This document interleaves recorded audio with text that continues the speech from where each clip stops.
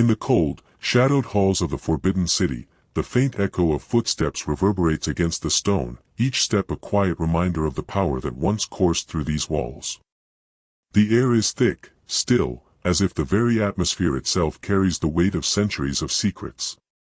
The polished marble reflects no light, only the shadows of things long forgotten, the ones you are not meant to see. Every corner you turn seems to swallow sound, as if the palace itself is listening, holding its breath. The silk curtains that line the windows rustle ever so slightly, like whispers of long-dead courtiers who once roamed these halls. You feel it now, the weight of history pressing against your skin, the palpable sense that something terrible, is watching you from the dark. This was the heart of the Qing Dynasty, where emperors were gods and the world bent to their whims. This was a place where the wealth of the empire flowed like a river, glittering in gold and jade. But there, in the shadows, beyond the lush tapestries and ivory statues, beyond the grand feasts and silk robes, lay something darker, a world of depravity, hidden from the eyes of the world. Behind these walls, beneath the masks of imperial majesty and the luxuries of palace life, unspeakable acts took root. The sound of whispers, soft, urgent, echoes in the empty corridors. What is it that calls you here, to this forsaken corner of history? What horror lingers, waiting to be uncovered? Here, in the deepest corners of the palace, lies a truth so vile that it would twist your perception of power and debauchery forever. Do you dare to look closer? Do you have the courage to face the truth that has been hidden for centuries, beneath layers of silk and gold? Behind the emperor's opulent walls, the practices that were once secret now demand to be heard. This is no myth, no mere rumor. It is the reality of a dynasty that cast aside its humanity in the name of power. This is where darkness, true darkness, begins to take root, and where the Qing dynasty's most horrific legacy was born. It wasn't just the emperors who were corrupt. It was the empire itself. Every stone, every pillar, every breath of this place carries the weight of a legacy too awful to ignore. If you think you know history, think again. History isn't just about the grandeur and the glory. It's about what's buried beneath, what's hidden in the shadows. If you want the truth, the full truth, subscribe now, or drop a comment and tell us why you would rather ignore what really happened behind these walls. In the heart of the Forbidden City, where the emperor's word was law and the weight of imperial power was absolute, a different kind of world existed, a world that few ever saw, but which shaped the very foundation of the Qing dynasty. Here, in the marble corridors and golden halls, power was not just exercised, it was consumed. The very air felt heavy, saturated with the intensity of control and manipulation. The palace walls, decorated in imperial grandeur, bore witness to a different kind of domination, the emperor's desires that would dictate the lives of thousands, both inside the walls of the palace and beyond. Here, in this complex labyrinth of glittering rooms and echoing chambers, the emperor's whims determined the lives of the men, women, and children who served him, or were brought here as pawns in his game of power. The very structure of this palace, its sprawling courtyards, its towering gates, was designed not just for security, but for a more sinister purpose, to contain the emperor's insatiable desires, to allow his will to flow through every corner of the empire like a dark river. In this palace, no one was safe, not even the emperor's closest confidants, not even the women who were brought to him as concubines. Behind these polished wooden doors, in the private chambers, power and pleasure were fused into a single, deadly force. The emperor, once revered as a god, was not merely satisfied with ruling over his empire. He sought to rule over every aspect of life, to control not just nations, but the very bodies of those who served him. His desire for control extended beyond the council chambers, beyond the wars he fought, beyond the wealth and land he conquered. He sought to control human beings, their bodies, their wills, their very souls. And so, he created an empire not just of power, but of suffering, where those who came before him did not come to be protected or loved, but to be used. The emperor's harem, a glittering collection of beautiful women, was not a symbol of honor. It was a prison. These women, chosen for their beauty, their status, their very youth, were brought here not as treasures, but as tools. Tools of pleasure, tools of power. They were bound by the emperor's whims, forced into lives of sexual servitude, where their beauty became their curse. Their bodies were no longer their own. They became instruments for the emperor's desires, their value measured not by their character, but by their appearance, their obedience, and their willingness to fulfill his every whim. In these opulent rooms, draped in silks and heavy with incense, these women were kept, not as wives, but as concubines, personal property, expected to perform for the emperor's pleasure whenever he demanded. They were ranked by beauty, by ability to please, by the imperial favor they gained or lost. But their bodies, bound by their emperor's power, had no say in this. They were disposable, their worth erased the moment they ceased to serve their purpose. Each concubine, once revered for her beauty, was left in the shadows once her usefulness expired, discarded like a forgotten flower, trampled upon by the very hands that once held her in high esteem. The harem, which was supposed to be a place of prestige, became a breeding ground for abuse and exploitation, where the emperor's insatiable need for pleasure and power would consume those within it. The emperor, untouched by any moral compass, was driven by his desire to dominate, to possess, to control every aspect of these women's lives. It didn't matter if they were virgins or mothers, their fate was the same. They existed for one purpose, to serve at the emperor's whim, their lives and identities obliterated in the process. The Qing Dynasty's harem system, with all its opulence and grandeur, was not simply about the emperor's need for beauty. It was about power. The power to reduce women to objects, to strip them of their humanity, to turn them into commodities that could be exchanged, discarded, and replaced without consequence. The beauty they brought to the emperor's bedchamber was the currency of their survival, and when their beauty faded, so did their value. The emperor's sexual appetite became the ultimate symbol of power, a tool he used to further his control over everyone, not just within his empire, but over those who were forced to serve him. Still think history is all about wars and conquests? Realize the human cost of power. Don't turn away from the darkness that is often ignored. Subscribe now to stop turning a blind eye to the real stories of history. If you don't, make sure to comment below on why you'd rather ignore it and pretend these women's suffering never happened.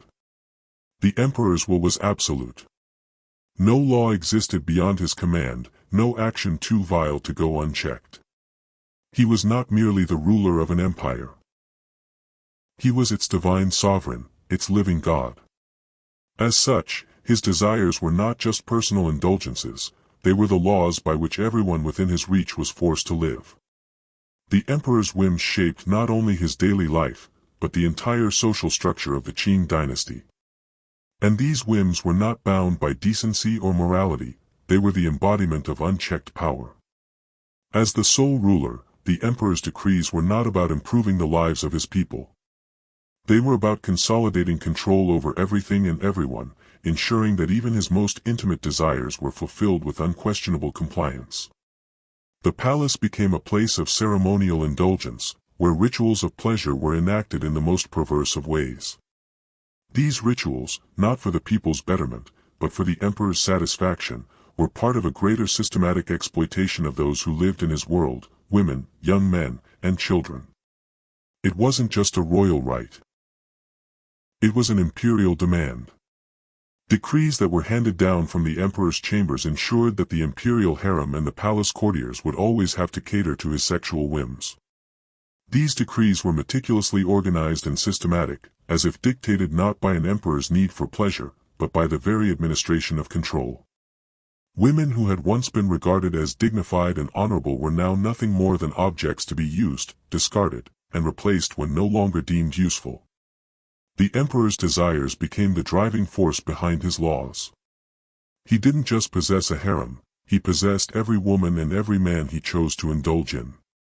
His word was law, and those who served him, high-ranking officials, eunuchs, servants, were all just players in his own dark game.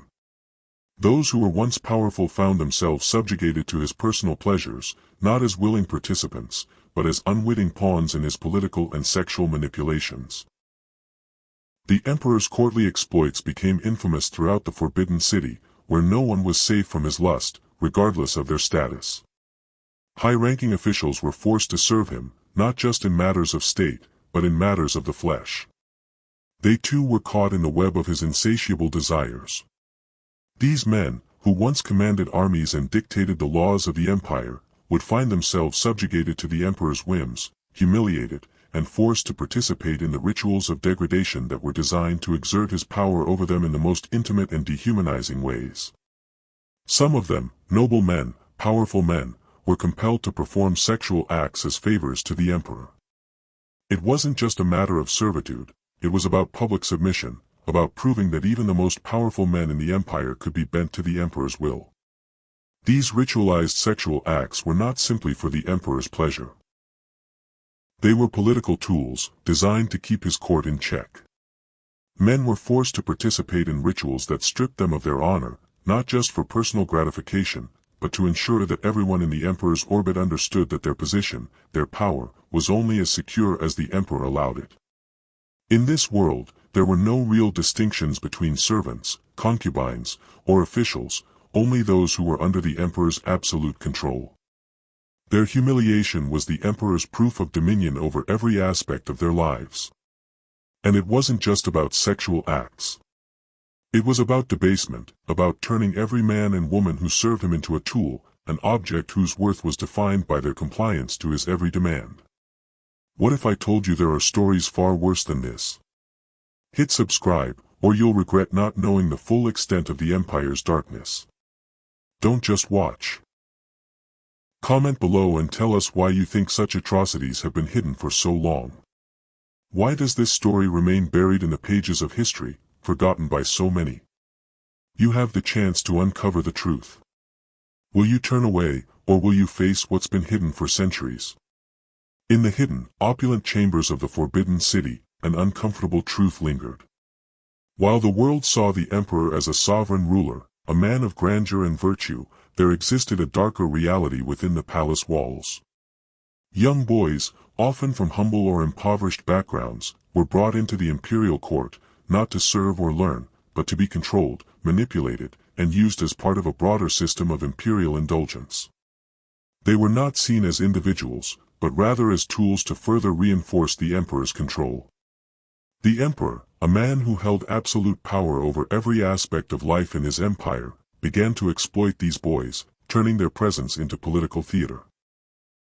Their role in the court was no longer just about labor or service, it was about satisfying imperial desires. The young boys, who could have been given the opportunity to grow in a society where their potential was nurtured, instead found themselves used as symbols of the emperor's dominance.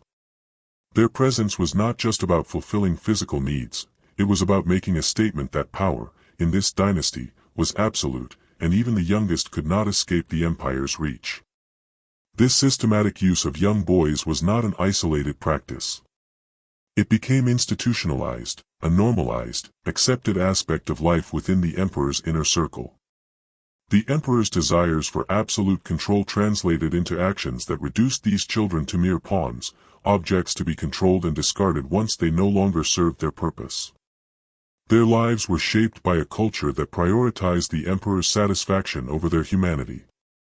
This wasn't an issue of isolated cruelty. It was woven into the very fabric of imperial rule, ingrained in the practices of a society that had normalized such abuses of power. As emperors aged and grew more entrenched in their position of absolute authority, their need for control became more manipulative, shifting focus toward younger subjects. The emperor's desires would no longer just be served by women and adult men but also by boys, young figures who had not yet come into their own power but whose presence was used to solidify the emperor's reign. The younger they were, the more their youthfulness symbolized the emperor's supremacy. These young boys were no longer seen as human beings, they were used as objects of power, symbolizing the emperor's total mastery over life and body. What the emperor demanded went beyond mere physical acts, it was a way to assert that even the most innocent could be manipulated, controlled, and made into something that served the imperial agenda.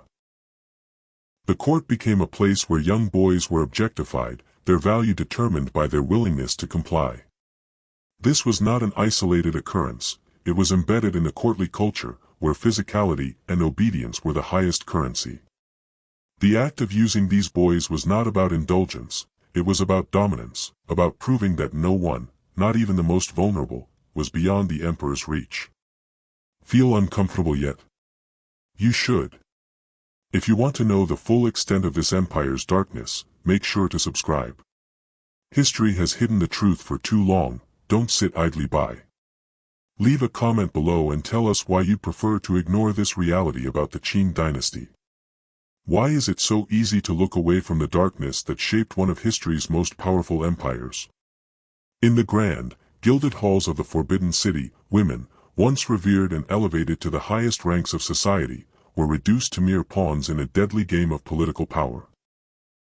Empresses and concubines, beautiful and powerful in their own right, were not seen as partners or wives, but as tools to be manipulated, discarded, and destroyed when their value had been exhausted. Their beauty was their currency in a world where the emperor's desires always came first. But that currency came at a terrible cost, a price far too high for those caught in the emperor's web. These women, at first celebrated for their charm, grace, and beauty, were quickly reduced to property, bound by their imperial roles. They entered the emperor's court with great promise, only to find themselves trapped in a system where their bodies were used as bargaining chips. The emperor, surrounded by a harem of concubines, sought not love, but dominance. He could buy, discard, or destroy anyone who stood in his way, whether a high-ranking official or a woman who had once been his most cherished lover. The court was a theater of power, where women were cast in roles that had nothing to do with affection or respect, but everything to do with control and political machinations. When the emperor's desires shifted, so too did the fate of the women who had once thrived in his court. They were no longer princesses or honored consorts, they were disposable. Some were banished, sent to distant lands where they were left to wither, while others were forced into lives of humiliation and violence, punished for having once held too much power or too much favor with the emperor. And in the cruelest of twists, some were executed, their bodies discarded, their lives forgotten, once so full of promise, now erased without ceremony. These women, who had been treated as treasures, found themselves victims of a system where their value was defined by how well they pleased the emperor. Once that value faded, they were cast aside, as if their lives had never mattered. The beauty that had once elevated them was now their curse, faded, ignored, and abandoned in favor of newer, younger faces. Even after the emperor's death, these women, empress dowagers in particular, retained a significant role in the workings of the empire. But this power, though seemingly grand, was often tied to something far more sinister. The empress dowager, once revered as the empress, now found herself in a world where her authority depended not on her own strength, but on her ability to manipulate the emperor's court, to control the very politics of the empire from behind the scenes. The empress dowager was forced into a position of power where her body, her youth, her beauty, and her ability to seduce, was no longer her currency, but her means of survival.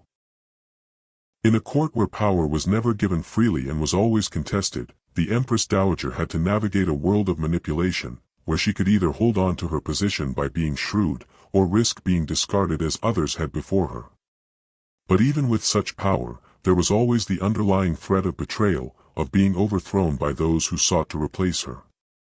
The empress dowager, who had once been treated like a queen, now had to scheme, conspire, and manipulate those around her just to hold on to the power she had. She was no longer in control of her own life, she was a puppet of the court, forced to sacrifice her morality to maintain her position. Behind closed doors, the empress dowager's power was not just political, it was sexual, used as a tool of manipulation and control, leveraging her appeal and charm to sway the actions of others. While the empire had shifted its focus, while the emperor's legacy had died with him, the practice of exploiting women for political advantage lived on. The empress dowager and concubines like her were forever tied to a system that would use them until they had nothing left to offer. In the end, these women were nothing more than political pawns, discarded when they were no longer useful. Feel sorry for these women? You should, but also realize that history has done everything it can to erase their pain, to pretend these women didn't suffer terribly for the sake of power. Don't let this happen. Hit subscribe, and don't let this story fade into obscurity. Take a moment to comment below on why you would rather let history repeat itself, why we continue to allow the exploitation of women to go unnoticed. Would you stay silent, or would you stand up to ensure their voices are heard? The horrors that unfolded within the walls of the Forbidden City, hidden from the world, left more than just physical scars. They left deep, irreparable wounds on the very soul of an empire. The trauma inflicted on those exploited and manipulated by the emperor's whims wasn't confined to the palace, it seeped into every corner of society. For the women, the young boys, and the men who were forced to serve the emperor's desires, the damage was not just in their bodies, but in their minds, their hearts, and their identities. Imagine, if you will, the generations of people born into a world shaped by this cycle of trauma. The exploitation of children, the degradation of women, and the corruption of the highest echelons of government left a legacy of emotional scars so deep that they could never be healed. Trauma became woven into the very fabric of the empire, and the cycle continued from one generation to the next. Children born into this world were raised with the understanding that power could only be achieved through manipulation, deception, and subjugation. The emperor's reign had taught them that human life, human dignity, could be bought and sold as easily as any material good. The emotional and mental toll was staggering. Those who lived through these horrors were not just broken. They were scarred beyond recognition. The concubines, the eunuchs, and the young boys who survived this horrific system carried their psychological wounds with them for the rest of their lives. Some were left physically crippled by the abuse they endured, while others were forever haunted by the memories of what had been done to them. These scars weren't visible to the outside world, but they manifested in their actions, in their brokenness, in the way they lived their lives. But it wasn't just the victims of these horrors who were affected. The entire society, the very structure of the Qing Dynasty, was shaped by the trauma. The leaders and noble families who perpetuated these abuses passed down this dark legacy to their children, who in turn continued the cycle of power through corruption and abuse. What had started as a series of personal indulgences by the emperor grew into a systematic abuse that infected every level of the empire. The moral decay of the Qing Dynasty didn't just stop at the palace walls, it bled into the fabric of the entire empire. The emperor's debauchery, which had once been confined to his personal pleasures, began to seep into the very structure of government. The court that had once stood as a symbol of power was now shaped by vice and corruption, where every action was calculated to serve the emperor's personal desires, and every betrayal was a means of keeping control. Those who sought power within the empire quickly learned that the only way to gain favor was to serve the emperor's unquestionable will, and the price of that favor was often one's morality and humanity. As the empire continued to indulge in excess, as the morality of the emperor and his court crumbled, the system began to rot from within. The weakening of the dynasty wasn't just the result of foreign invasions or economic instability. It was the moral collapse that ran through the veins of the empire. The exploitation and manipulation of human lives for the emperor's pleasure led to the destruction of the very values that had once sustained the empire. What began as a personal indulgence in excess and luxury gradually eroded the Qing dynasty from within. It wasn't just about pleasure anymore, it was about power, about maintaining an iron grip over every individual in the empire, no matter the cost. The emperor's personal depravity became the depravity of the empire, and it began to destroy everything that was once sacred to the Chinese people. Families were torn apart, traditions were violated, and the very soul of the empire was corrupted by unchecked power. The empire, built upon the backs of those who had been silenced, subjugated, and abused, began to crumble as the rot spread. The people, no longer able to withstand the degradation, began to rise against the tyranny that had once ruled them. It wasn't just the powerful families who had grown disillusioned, it was everyone. The economic collapse, the social unrest, and the internal corruption all played a role in the fall of the Qing dynasty. But at the heart of it all was a legacy of abuse, a legacy that no one could escape. The debauchery that had been allowed to grow unchecked, the power that had been built upon the suffering of so many, could only lead to the destruction of the empire. You've seen the darkness. Now do something about it. Subscribe, because these truths cannot stay buried any longer. You cannot unsee what you've learned today. You have the choice to confront history or turn away. Leave a comment below and tell us why you wouldn't dare to confront these truths in full. The choice is yours. When we look back at the Qing Dynasty, we are not just seeing a time of grandeur and luxury. We are not just witnessing the rise and fall of an empire that stretched its reach over much of Asia.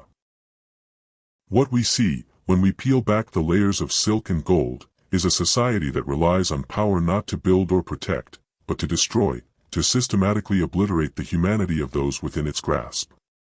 The true horror of the Qing Dynasty lies not in its opulence or military victories, but in how it turned human beings, real, living, breathing people, into objects, into numbers in a ledger, into bodies to be used, discarded, and forgotten. The emperor's harem, the concubines, and the young boys brought into the emperor's service were not just casualties of a ruling system, they were tools, instruments used by the emperor to cement his absolute power. Their lives were bent, broken, and erased, their humanity stripped away so that the emperor could continue his reign unchallenged.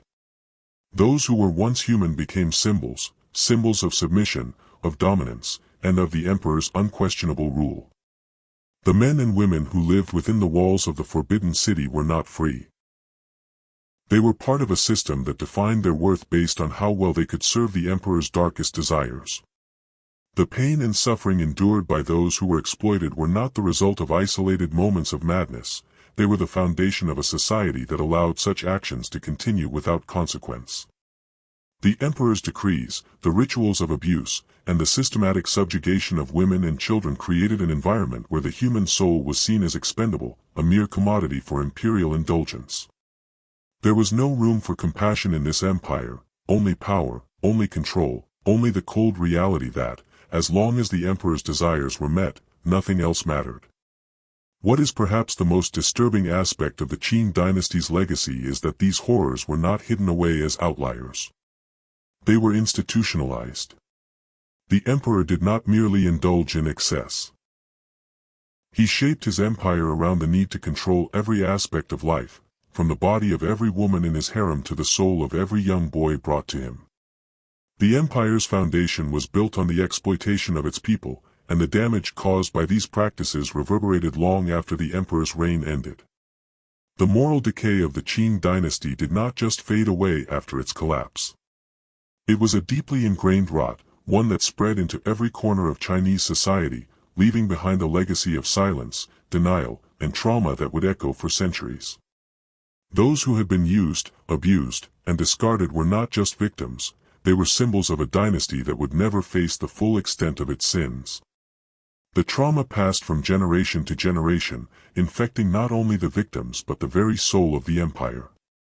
In the end, the Qing dynasty did not fall simply because of foreign invasions, economic instability, or social unrest. Its downfall was inevitable because its moral rot had consumed it from the inside out. The excesses of the emperor's rule, his insatiable thirst for power, and his complete disregard for human dignity eventually led to the implosion of the very empire he had once built. What began as a personal indulgence in luxury and control spread throughout the empire, weakening its foundation and creating a system so corrupt that it could not sustain itself.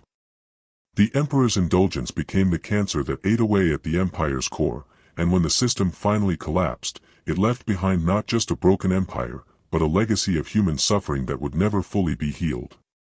You've seen the darkness. You've witnessed the hidden truth behind one of history's most powerful empires. The horrors that were buried are now laid bare, and now you must choose what to do with this knowledge. Grim histories like these can't stay buried. Subscribe to this channel, because only those brave enough to face the darkness deserve to see the light of history's true story. Don't look away, take a stand. Leave a comment below and tell us why you wouldn't dare to confront these truths in full. What does it say about us when we allow history to repeat itself, hiding these atrocities behind the veil of time? The choice is yours.